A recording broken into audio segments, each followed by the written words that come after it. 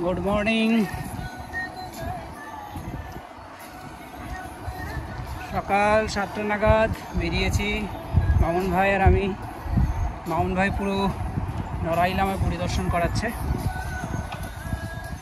Approx 35 kilometre চালিয়ে নিয়েছি, এখনও চলছি।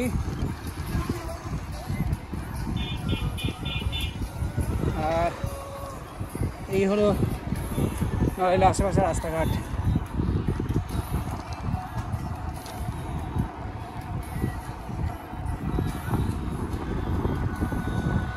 ওয়াও,